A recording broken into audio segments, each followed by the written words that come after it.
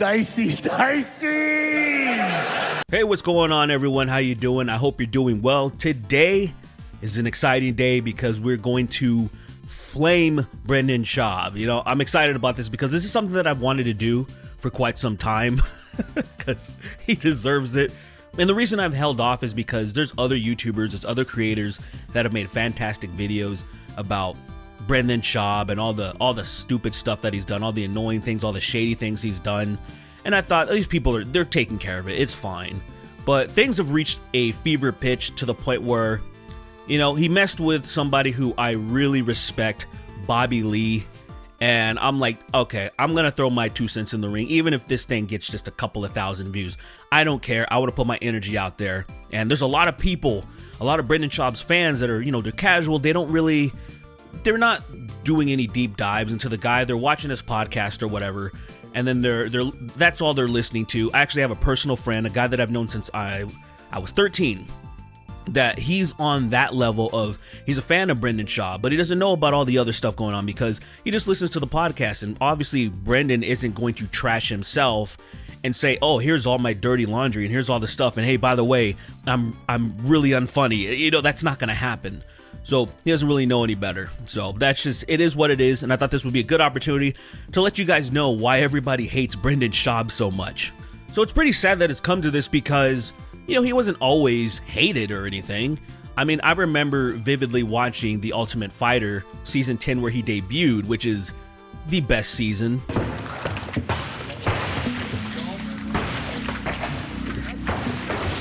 I've been watching mixed martial arts for a very long time. I've been a fan of the UFC specifically since the Dreamcast days, man. About the old school the very first UFC game on Dreamcast. It wasn't so good, right? You could be Chuck Liddell and you could just armbar people, which is like Shaq hitting 3-pointers or something. Or it's like Shaq actually sinking free throws even.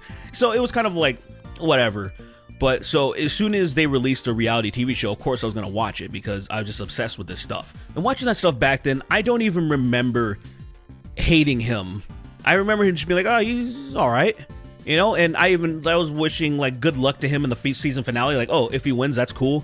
But I was going for Big Country because who doesn't want like a fat dude with a beer gut to win? Like, I vividly remember that stuff. I remember the knockout. I remember everything. I didn't feel no negativity towards Brendan at that time. He gets into the UFC, right, and he doesn't do too well. And if you're knocking out legends, which he's done, and, you know, legends that were kind of past their prime, people don't really like you.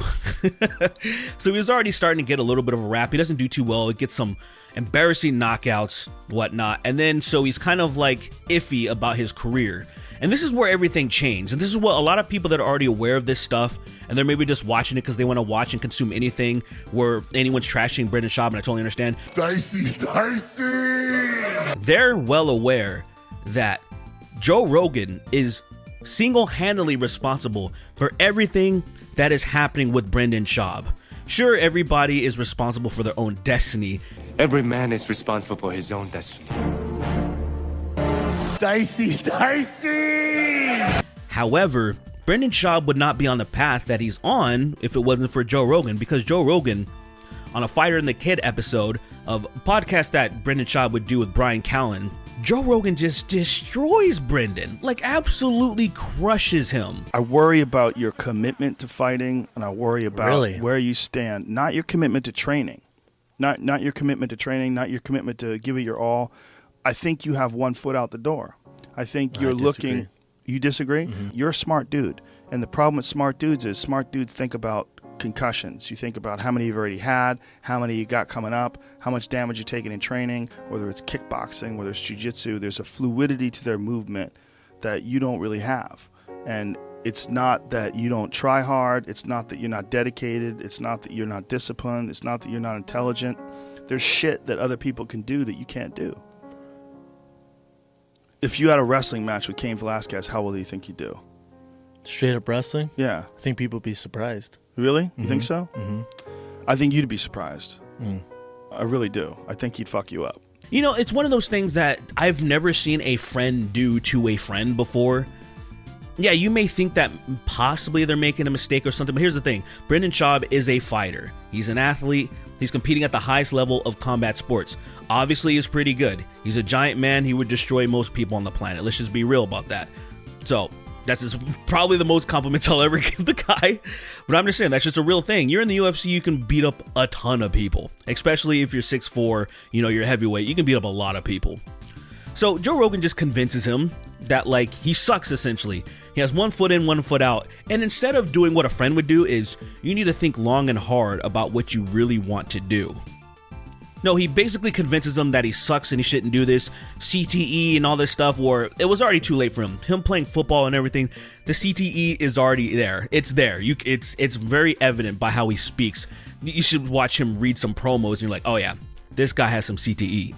That's promo code Schaub at DraftKings Sportsbook, the official sports betting partner of the NBA. Minimum age and eligibility restrictions apply. See show notes for details. So it seems like because of that, Joe Rogan felt a little guilty, which rightfully, that was really messed up. To just absolutely just crush him, crush his spirit. So Joe sets him up on the path of being a comedian.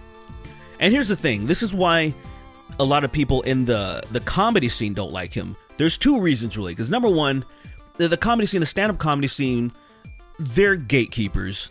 A lot of people don't like to admit that 100% that are within the comedy scene because it makes them look bad, but it's just a true thing. And it's not without reason. It's because it's really hard to get it down that path and to gain respect. Like, comics, when they're starting out and everything, they're treated like absolute trash. They weren't respected in Hollywood to the extent, like, they just were underappreciated. So a lot of people that have grinded and they've made it, they're very careful to, like, let people in that they feel like they didn't deserve it or they didn't have to grind like them. So it's one of those things where I understand it, but I'm also a little iffy about it. So you have Brendan Schaub, right, who took some shortcuts.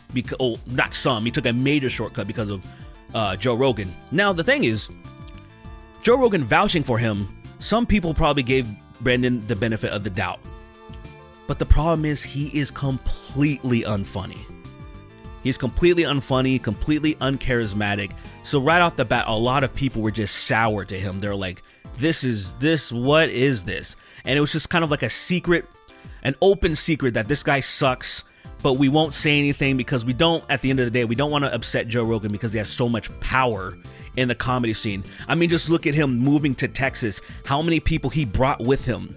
Like, to me, that's one of the most absurd things ever. Where it's like, hey, there's a huge comedy scene in LA, well established, and then some of the best comics and some just went and left with him to backwards ass Texas. So you have that angle already. They don't like him because he's not funny, and he also got a huge leg up in a scene that most people had grinded, and it took decades for them to get to a level where Brendan Schaub was. So you already have that. Like, they didn't like that, and it already soured people's opinion on him just from that. Now you take a look at other things that Brendan has been a part of. Like, say, he's been working with Showtime and everything. He has his own show. He has a thing called The Food Truck Diaries. Now, the idea of the show is fantastic, in my opinion, because it takes 2 things that I love. Cool concept. The guy that's running it, though, Brendan Schaub, is a bumbling buffoon. And worse than that, he loves to hear himself talk. And so you're there interviewing mixed martial artists, right? They're getting food from food trucks, and then he interviews mixed martial artists. Cool, I love the concept.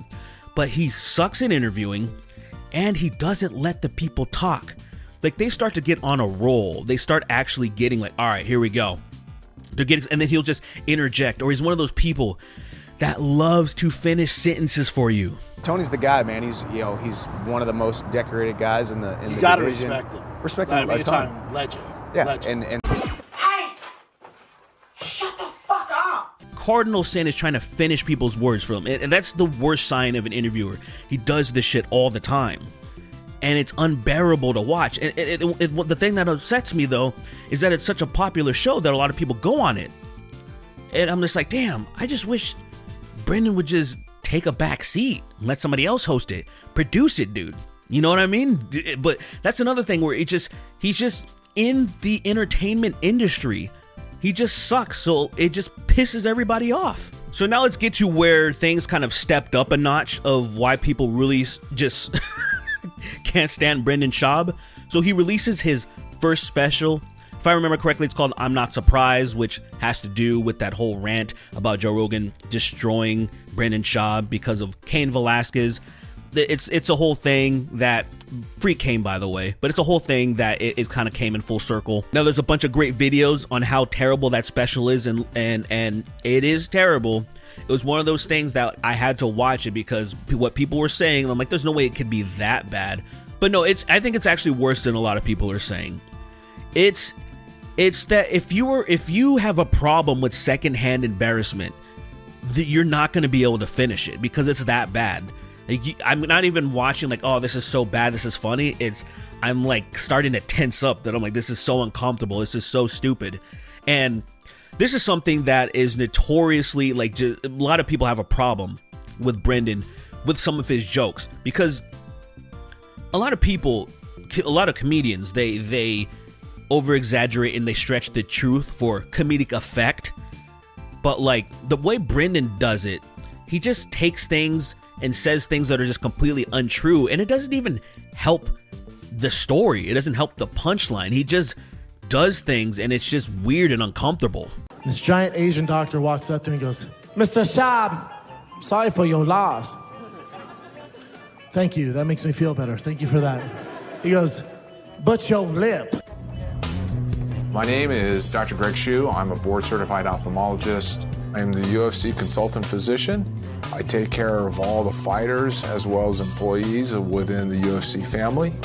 He takes out the biggest syringe you've ever seen in your life, like he's out of a goddamn comic book. Goes, Mr. Schaub, after you numb your lip, you need many, many stitches.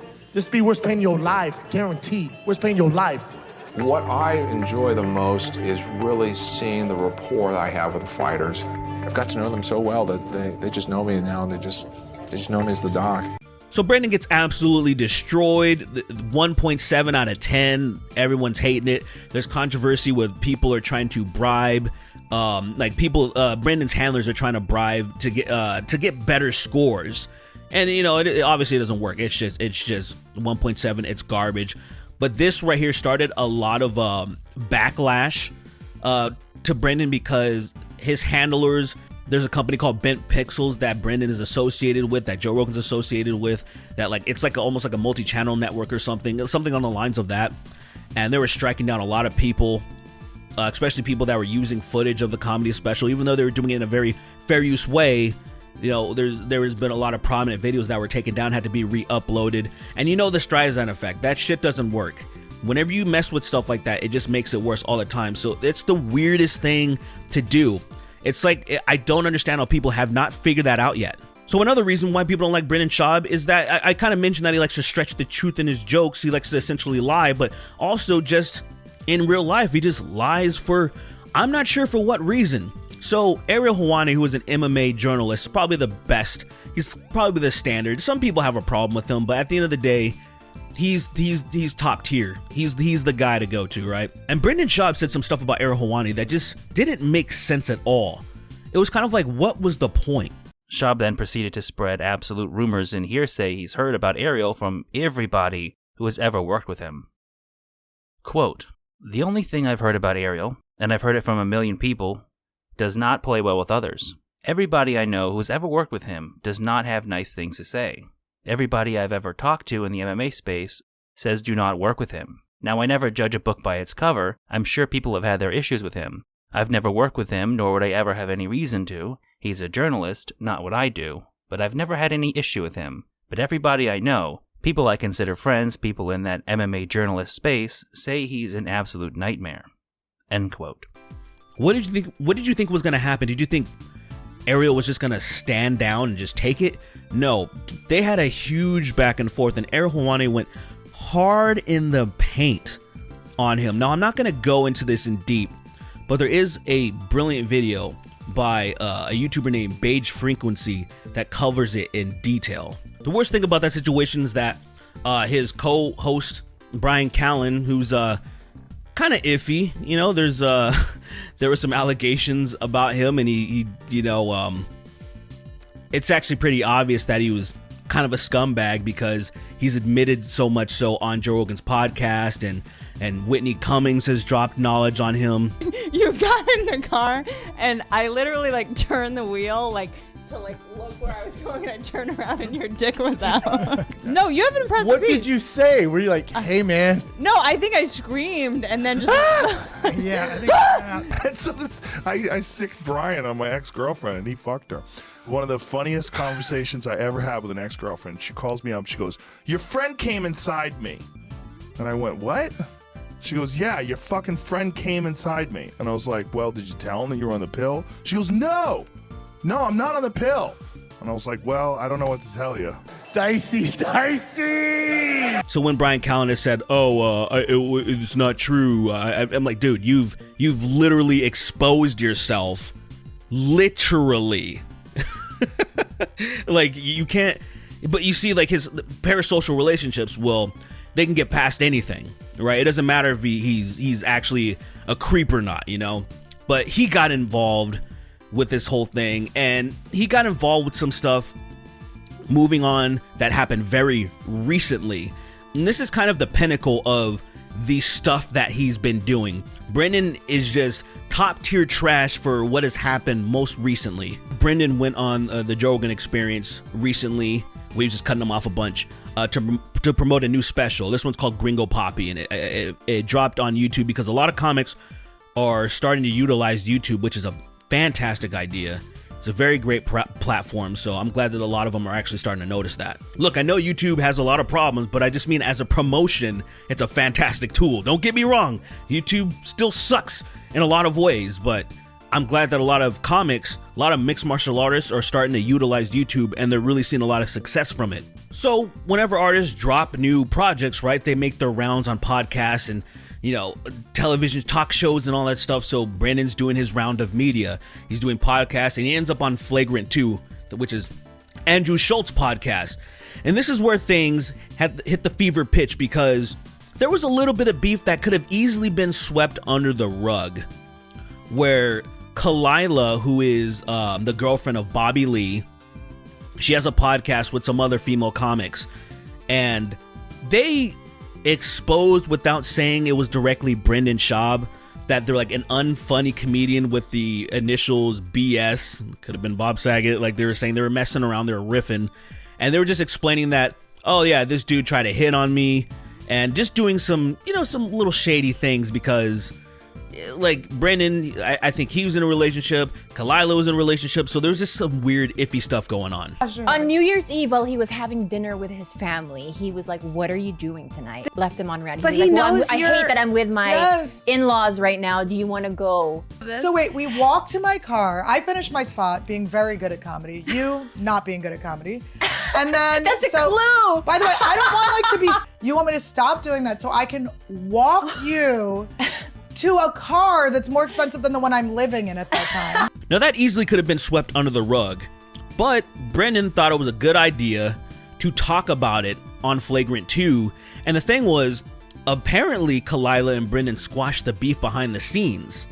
And it was like, all right, I'm not going to talk about it. And here's the thing, Brendan, with that whole ordeal with Ariel Helwani, did the same thing, where they agreed, we're going to just move forward amicably, we're going to squash it, let's not talk about it anymore. And then, of course, Brendan didn't stick to his word and talked about it more, so then Ariel had to go harder in the paint. So Kalila did the same thing by going on the H3 podcast. And then Bobby Lee was stuck in the middle, because Bobby Lee is non-confrontational. I feel bad for this guy. He's such a stand-up guy, he's such a sweetheart, he doesn't want any beef. I mean, I felt bad for him back in the day with the whole Carlos Mencia thing. Like, Carlos Mencia rightfully was supposed to get flamed for stealing jokes, right? Joe Rogan destroys him. And there was some clips, there was some footage released on Joe Rogan's YouTube channel with Bobby Lee saying some stuff about it. And Bobby Lee didn't want to get involved because he was really good friends with Carlos Mencia. So it kind of put a huge rift on them. So it was just one of those things where Bobby is in a similar situation to where now he's caught in the middle, where he had nothing to do with it. And essentially Brendan Schaub, people like Brian Callen, and other people surrounding Brendan's whole thick boy brand or whatever started threatening Bobby Lee with legal action, with just intimidation tactics, like, so just being as scummy as humanly possible. I have nothing to do with any of it. I don't even know what the the thing is about. I was being screamed at and bullied. It was and like threatened. get your bitch in line phone. Yeah. Oh my God. It was worse than that. It was way worse than that. Was there a text alluding to possibly suing people? Yes, there was. There's a disconnect between the information he's being fed by his team. I don't think it's all him. Like, he's just like, I have 300 pages of proof that of an IP address that's linked to Bobby's. Please. Listen to this, Ethan. What a linked to Bobby's liar. computer. I was like, do you realize how tech stupid Bobby is? So much of this stuff could have been avoided if Brendan would just shut his mouth. But he obviously has some sort of ego issue. He has a thing that a lot of people have tried to tell him. I'm sure Joe Rogan tried to tell him that, hey, don't read all the hate from you. Even like, say, Brendan, he deserves a lot of the trash talk that he gets. There's some of it that's directed towards his family and everything. That should be off limits, but like, just focus on Brendan Schaub. I mean, it doesn't matter how good of a person you are. People are going to talk trash.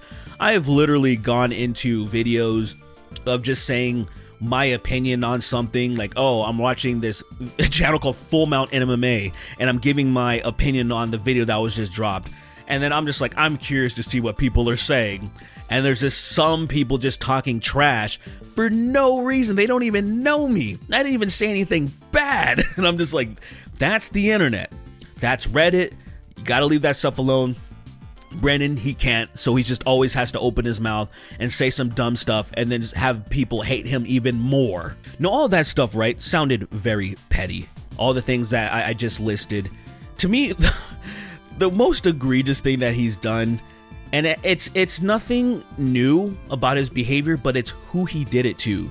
Because there's this small YouTuber that no one would have heard about him if it wasn't for what Brendan did. He's literally trying to sue this tiny YouTuber that would just make fun of Brendan Schaub in the most basic and frankly barely entertaining way, right? But like, say, Brendan Schaub's detractors, they enjoyed it, but like, this guy got cease and desist and like actual legal like threats. Supposedly you're this really famous comedian, you know, commentator, whatever, personality, and you're going after people that literally I would have no idea they existed if you weren't trying to sue them.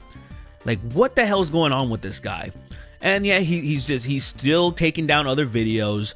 He's still messing with other YouTubers. Other people behind the scenes are trying to help them out.